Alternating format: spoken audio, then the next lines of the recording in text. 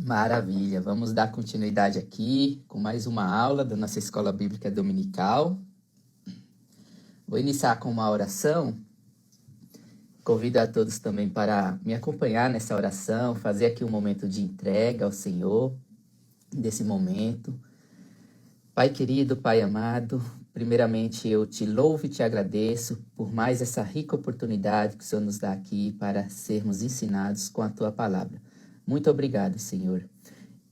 Eu te peço, Pai querido, que o Senhor venha aqui me conduzir aqui na condição de ministrante da Tua Palavra, de professor aqui da Escola Dominical. Que o Senhor também venha preparar o meu coração e de todos aqueles que estão aqui participando. Que o Senhor, meu Deus, venha nos ensinar a Tua Palavra e que todos esses ensinos, meu Deus, sejam trazidos aqui a nós como lição de vida e que nós possamos aqui praticar elas em nossas vidas, em nome do Senhor Jesus. Amém. Bom, vamos lá. Como todos já sabem, nós durante esse trimestre estamos falando sobre esse tema aqui, ó, bem bacana, que é o cuidado de Deus com o corpo de Cristo. Nós já tivemos aí algumas aulas, só fazendo menção, nós já falamos um pouquinho a respeito dos dons espirituais, nós já falamos um pouquinho sobre as considerações iniciais ali da carta aos Coríntios, né? Falamos um pouquinho sobre as divisões na igreja, sabedoria divina. Na aula passada, a Amanda também explicou a respeito da imaturidade espiritual aos Coríntios, né? E para a aula de hoje, a aula 7, nós vamos falar sobre esse tema, cujo título é Deus que dá o crescimento. Esse é o nosso tema da aula de hoje. E aí eu convido cada um dos amados a abrir a palavra de Deus. Então, se você tiver aí com a palavra na sua mão, já abre lá em 1 Coríntios, capítulo 3. E aí nós vamos ler do verso 6 ao verso 9. E se você não tiver com a Bíblia, corre lá e pega. Que é importante a gente ter esse hábito de abrir a palavra de Deus, fazer a leitura, isso faz parte da aula também. 1 Coríntios, capítulo 3, e nós vamos fazer a leitura do verso 6 ao verso 9. Vamos lá.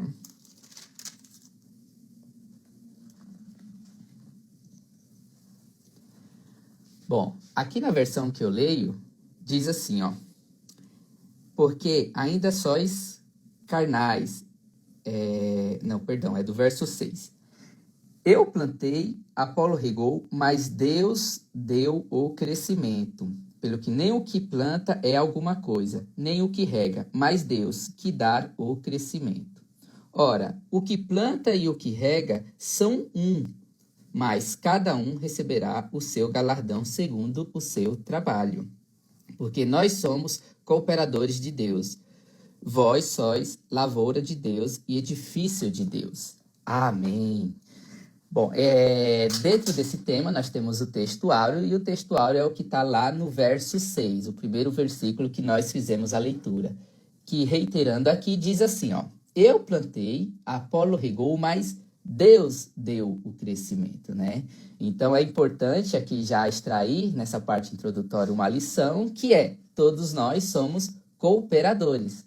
Eu, você, todos nós que estamos envolvidos com a obra de Deus, somos cooperadores de Deus. Mas o crescimento, ele é dado por Deus. Deus é quem dá o crescimento. E aí a gente pode até fazer aqui um paralelo com aquela pessoa que muitas vezes prepara ali a terra para fazer uma plantação, né? Aduba ali a terra, faz toda aquela preparação para poder plantar alguma coisa, né? E aí essa pessoa vai lá e escolhe as melhores sementes, aquelas sementes boas, e lança sobre aquela terra para poder plantar essas sementes ali sobre aquela terra que foi preparada por aquela pessoa, mas a parte que é a parte principal, ou seja, o crescimento, aquela semente germinar e crescer e frutificar, ela fica a cargo de Deus, porque Deus é que lança a chuva, Deus é que traz as águas das chuvas e lança sobre aquela terra para possibilitar o crescimento. E na obra de Deus é exatamente assim que funciona. Cada um de nós temos ali uma função a desempenhar e é importante que todos nós estejamos envolvidos com a obra de Deus, isso é muito importante, mas é Deus que dá o crescimento, né? Essa obra, na verdade, ela sempre é voltada para a edificação do reino de Deus. Às vezes muitas pessoas confundem, né? Porque às vezes pensa que por estar envolvido na obra, pensa que ali é para edificar o próprio reino, né? O reino das pessoas. E não é. Paulo deixa aqui muito bem claro que o propósito principal é edificar o reino de Deus. Por isso é o próprio Deus que dá o crescimento. E é sobre isso que nós vamos falar nessa aula de hoje. E aí, entrando aqui agora na apostila, nós temos aqui um primeiro tópico. Nesse primeiro tópico, ele segue com 3 subtópicos, né? E aí o tópico diz assim, ó. Paulo plantou a semente das boas novas em Corinto. E aí no primeiro subtópico fala, Paulo foi o pioneiro na igreja de Corinto, né? E aí eu queria fazer a leitura com os amados lá de Atos, capítulo 18, verso 1, que diz assim, ó. Depois disto, partiu Paulo de Atenas e chegou a Corinto. Então, aqui já fala sobre essa viagem que Paulo teve e foi para Corinto, né? E aí eu vou dar um salto aqui para o verso 9, que fala assim, ó. E disse o Senhor Jesus, em visão a Paulo, não temas, mas fala e não te calas. Então, aqui é um chamado de Jesus com relação a Paulo, né? E a ordem que Jesus dá para Paulo é essa, ó. Não temas, mas fala e não te cales. Aí, dando continuidade aqui no verso 10, fala assim, ó. Porque eu sou contigo, e ninguém lançará mão de ti para te fazer mal, pois tenho muito povo nesta cidade. E ficou ali 1 ano e 6 meses ensinando entre eles a palavra de Deus. Então, a gente vê aqui Paulo indo até Corinto, né? Uma cidade. E chegando ali, ele tem esse chamado de forma muito direta e específica, dada por Jesus Cristo, que é o quê? Ó, vai nessa cidade e pregue a palavra, porque essa cidade tem muita gente aqui que é nossa, que faz parte da igreja. Em outras palavras, Jesus falou assim para Paulo, ó, funde aqui uma igreja, traz aqui a palavra de Deus para esse povo, porque muitos deles, com certeza, irão se converter, né? E ali Paulo, então, foi o pioneiro, foi o primeiro a chegar ali naquela cidade para evangelizar aquele povo. E aqui já tem uma lição muito importante, né? Que é justamente dessa condição de Paulo, de ser o pioneiro, de ter feito algo ali naquela cidade para poder evangelizar aquele povo, para poder ali, sendo um instrumento usado nas mãos de Deus, construir ali uma comunidade para servir a Deus. E nós devemos sempre honrar os pioneiros, né? É muito importante a gente sempre ter essa condição de honrar aqueles que vieram antes de nós, né? Aquelas pessoas que vieram antes de nós e passaram com certeza por muitas dificuldades, passaram com certeza por muitas lutas, para poder, muitas vezes, construir um cenário que cada um de nós estamos usufruindo hoje. Se hoje estamos aqui, por exemplo, estudando aqui a palavra de Deus, meditando nela, aprendendo, dentro dessa organização aqui, que é uma organização cristã, uma organização voltada para a obra de Deus, é porque alguém antes veio e foi pioneiro, assim como Paulo foi aqui em Corinto, né? Então, é uma lição muito importante para nós como jovens, porque eu também sou jovem, né?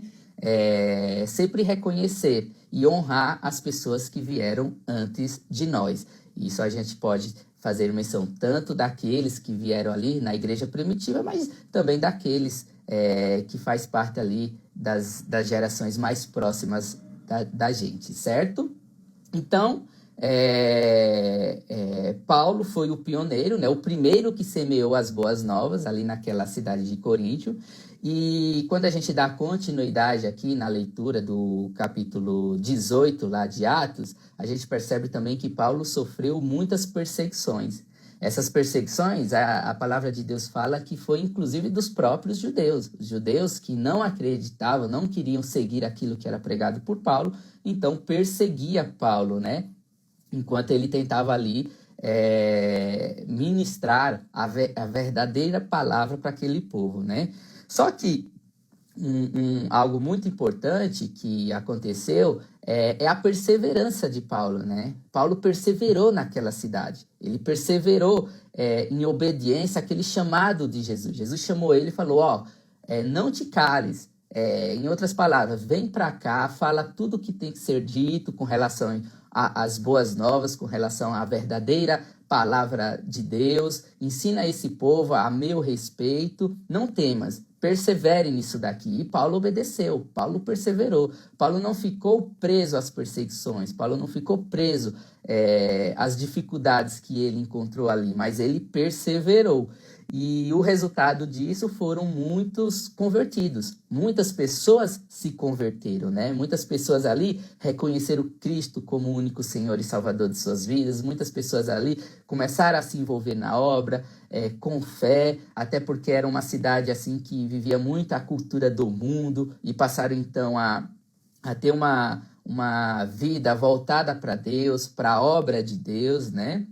Então é isso. Agora, é interessante, né? Porque a igreja primitiva, ela traz muitas lições, né? Muitas lições que, para esses tempos de hoje, se encaixam perfeitamente. Então, uma das coisas que a gente observa aqui, eu até já comentei, é sobre essa condição de perseverar, né? Paulo, ele perseverava no evangelismo, né? Ele ia através de suas viagens missionárias, né, ali, fundando igrejas, comunidades cristãs, e perseverava nesse evangelismo. E esse é o grande chamado, né, que a igreja, que Jesus Cristo impõe para todos nós como igreja, é de perseverar, é de evangelizar, né? E aí é uma perguntinha que a gente deve fazer para nós mesmos. A gente tem perseverado no evangelismo? Qual que tem sido a nossa condição nesse momento que estamos vivendo a nível de evangelismo? Quando que a gente tem pregado o evangelho para as outras pessoas? Quando que a gente tem perseverado para que outras pessoas também entram nessa condição aqui de servo de Deus, de cristão? Qual que tem sido a nossa atuação a esse respeito? Qual que tem sido a nossa obra no que diz respeito ao evangelismo, né? Então, a gente tem que extrair essas lições da igreja primitiva, porque a igreja primitiva, ela foi muito bem sucedida. Aqui, a exemplo de Corinto, né? Muitas pessoas se converteram. Pessoas que tinham ali suas vidas totalmente perdidas, se converteram, encontraram Jesus Cristo, né? A Mariane colocou, Paulo foi um exemplo de perseverança. Exatamente, Paulo foi um exemplo de perseverança. E a gente tem que pegar esse exemplo que é dado pela igreja primitiva e aplicar nos tempos de hoje. Porque cada um de nós também devemos perseverar. Agora, não é só isso. Não é só a questão do evangelismo. A gente também pode encontrar em Paulo um homem de oração. O fato de Jesus ter ali ido até Paulo, mesmo que através de visões, mostra que Paulo era uma pessoa conectada com Deus. E essa conexão, ela se dá através de oração. E aqui é uma outra lição que a igreja primitiva, que Paulo deixa para cada um de nós, é termos uma vida de oração. E aí vale fazer essa outra reflexão. Como tem sido a nossa vida de oração? Para o cristão, para o crente mesmo, né? A oração, ela tem que ser tratada como se fosse o oxigênio, né? O ar que nós respira. É assim que a gente deve tratar a oração. E aí, volta a fazer aquela reflexão. Como tem sido a nossa vida de oração? A gente tem orado? A gente tem tido esse momento de qualidade para se conectar com Deus, para conversar com Deus, para falar com Deus? Paulo tinha isso. E isso mostra, ou melhor, isso justifica os bons resultados a partir ali das obras feitas por Paulo, né? Servindo ali a Deus e trazendo bons resultados. Um exemplo é a conversão de muitas pessoas ali em Corinto, né? Então, como tem sido a nossa vida de oração? Será que a gente tem se dedicado a isso de maneira correta, com qualidade? Isso é muito importante, isso é fundamental. E era isso que também trazia resultados bons com relação àquela obra ali feita por Paulo, né? Então, são lições que a igreja primitiva traz. E aí eu poderia citar outras. A gente vê que Paulo ele era uma pessoa que conhecia muito a palavra. Toda vez que Paulo discursava, não era discurso próprio, não era um conhecimento dele mesmo próprio, mas ele sempre falava pautado com aquilo que a palavra de Deus ensina, né? Então a gente também vê uma pessoa que era muito ligada à leitura da palavra de Deus, que aí também é uma outra lição, é uma forma de se conectar com Deus, é sempre lendo a palavra de Deus. É através dela que Deus fala com cada um de nós. E aí também a gente pode falar da convicção que Paulo tinha sobre Cristo, sobre um Cristo vivo, né? Até aquela música fala, né? Porque ele vive, posso crer no amanhã. Paulo, ele sofria perseguições, mas ele tinha essa convicção de que Cristo vivia, né? Cristo vive, melhor dizendo. E porque ele vive, ele poderia ali crer no amanhã, crer que Jesus estava com ele, crer que existe com certeza algo muito melhor para ele mais adiante, né? E aí são essas lições que a igreja primitiva deixa para cada um de nós aplicar nos tempos de hoje, né? A Amanda, na aula passada, falou muito sobre a imaturidade, né? E uma das coisas que ela falou é que quando a pessoa ela está nova na fé, né? Não pode já ingerir alimento sólido, alimento forte. Tem que começar com aqueles alimentos leves, né? A gente dá muito exemplo do leite, né? É o período do leitinho, né? Agora, como hoje nós estamos falando já da maturidade, uma coisa muito importante, principalmente para vocês, para mim também, né, que somos jovens, muito importante, é que esse período do leitinho é o período onde a pessoa mais cresce. A gente dá muito exemplo da criança, né, quando nasce. Uma criança, quando nasce, ela, dentro de 1 ano de vida, ou seja, ali já no primeiro ano de vida, ela chega a dobrar o tamanho, ou quase dobrar o tamanho. E a nível de peso, ela chega a triplicar o seu peso. Então, a gente vê que justamente nesse período, que é denominado leitinho, é o período que mais cresce. É o período que mais tem ali oportunidade de crescer, né? Esse é o período do leitinho. Então, isso é por razões lógicas, né? Os jovens, eles são mais cheios de vigor, eles têm uma força maior. Então, é importante aproveitar essa fase inicial principalmente para se envolver com a obra de Deus, porque é justamente nessa fase que Deus traz ali as oportunidades para que cada um de nós cresça bastante, cresça muito.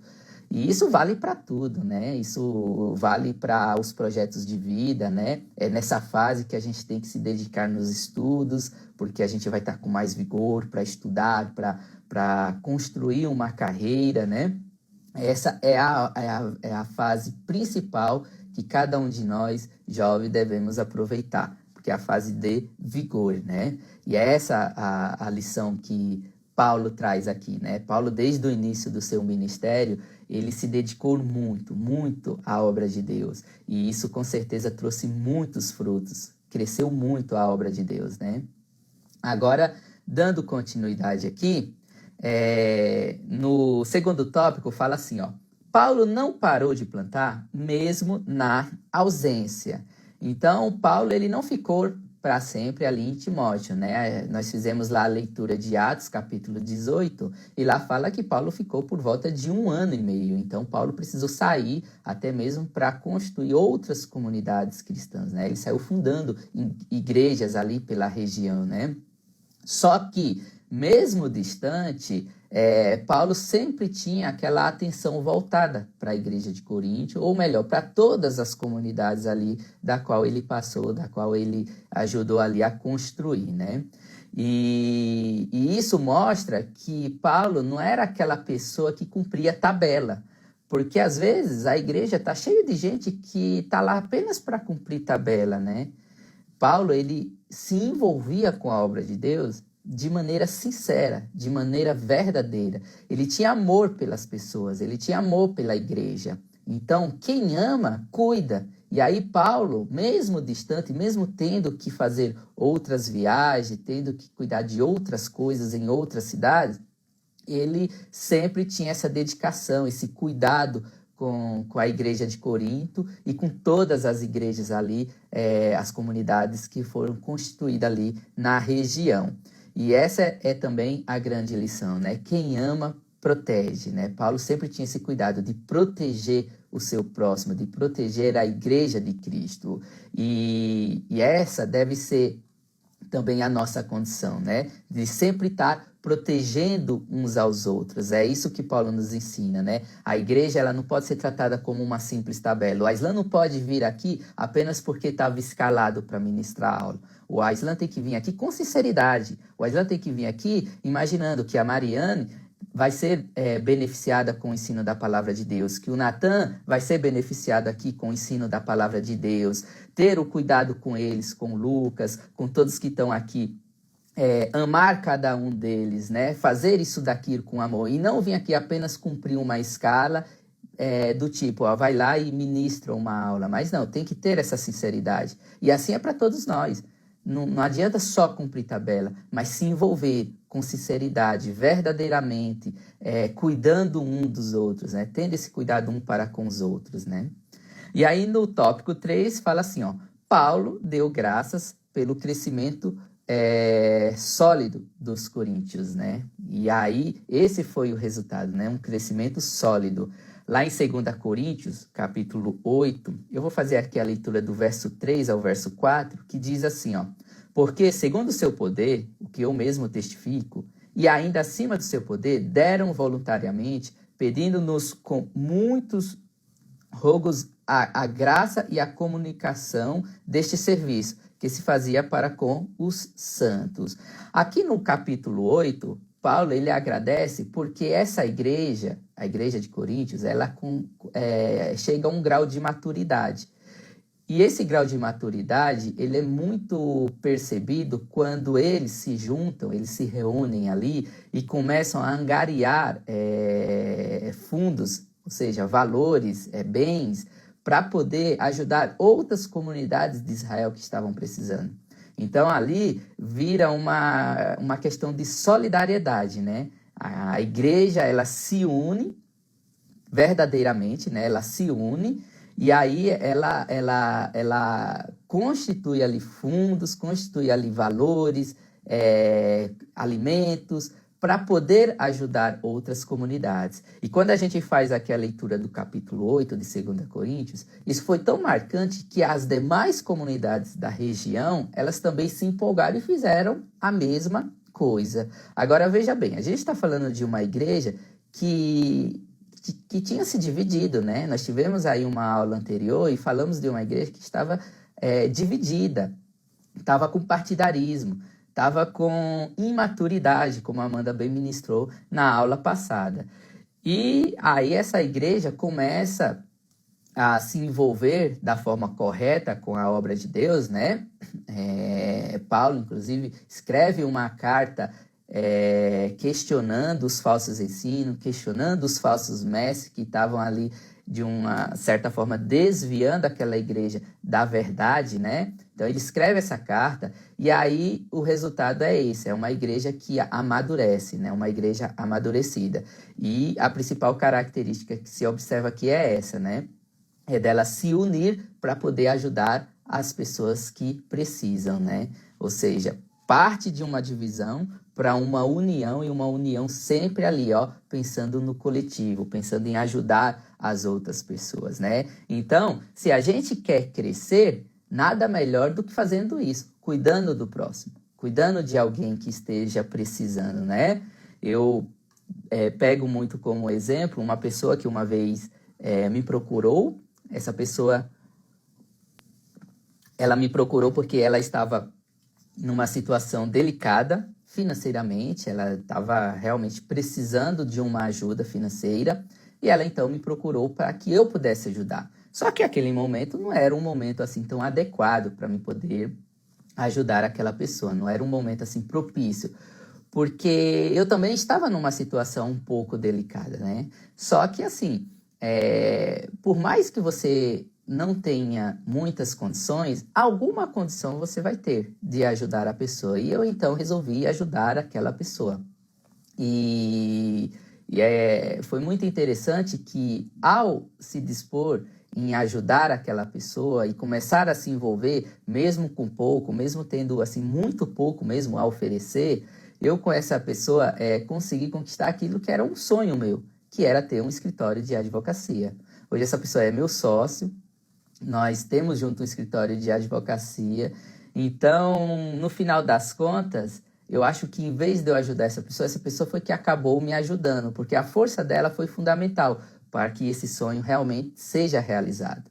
E é isso que a Bíblia nos ensina, né? O próprio discurso um dos discursos de Paulo, que está registrado lá em Atos, fala que há maior felicidade em dar do que em receber. E eu consegui realmente aprender isso, que há uma felicidade muito maior em dar do que receber. E essa lição a gente tem que pegar aqui de Paulo, tem que pegar aqui do que verdadeiramente é uma igreja madura, né? Bom, dando continuidade, agora passando aqui para o capítulo 2, nós temos um título que fala assim, ó, Apolo regou a semente plantada por Paulo. E aí nós temos um primeiro item que fala, Paulo, um homem cheio de sabedoria. Apolo, um homem cheio de sabedoria. Apolo, ele era natural de Alexandria, né? E ele tinha, então, ido lá para Coríntio, né? Ele tinha ido lá para dar continuidade àquilo que Paulo plantou. E Apolo, ele era muito conhecido porque ele era muito eloquente, era uma pessoa que falava bem, tinha uma oratória muito bem desenvolvida. Fora isso, ele era muito conhecedor da palavra de Deus. Então, ele tinha assim, um conhecimento onde conseguia, às vezes, até conciliar a palavra de Deus com os conhecimentos filosóficos, né? Então, ele tinha essas características. E essas características causavam admiração das outras pessoas. As pessoas, quando ouviam Apolo, ficavam ali admiradas com a forma como ele se expressava, com a forma como ele transmitia ali o conhecimento. Só que, dando continuidade aqui, já no item 2, quando Apolo ele sucede Paulo mesmo, ou seja, ele dá continuidade à obra de Paulo, isso chamou a atenção também de um casal que se chamava Priscila e Áquila, né? Esse casal, eles também foram ali conhecidos por Paulo, inclusive auxiliava os apóstolos enquanto eles estavam ali envolvidos com a comunidade cristã daquela região. E Apolo também conhece esse casal, e esse casal ele também se admira, só que eles veem que falta uma coisa. Eles percebem que Apolo ele se pautava mais pelo conhecimento, mas faltava aquilo que a gente conhece como fé. Sabe aquela coisa espiritual, sabe aquela pegada da igreja primitiva, do batismo no Espírito Santo. Então, isso faltava em Apolo. E aí esse casal se oferece para poder discipular Apolo, para poder trazer essa outra bagagem que estava faltando em Apolo. E Apolo, até com um ato de humildade, porque ele era muito conhecedor das coisas, né? Mas como um ato de humildade, ele se submete ao discipulado.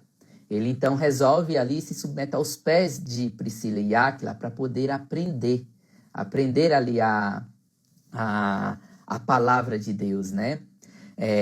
Sobretudo naquilo que lhe faltava, né? Porque ele conhecia, mas não conhecia tudo. Ainda faltava algo para que realmente ele conseguisse dar continuidade ao ministério. E aqui, nesse contexto de Apolo, eu vejo duas lições que são fundamentais para a igreja de hoje em dia.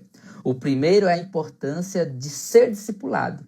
O discipulado ele é muito importante dentro de uma comunidade, dentro de uma igreja.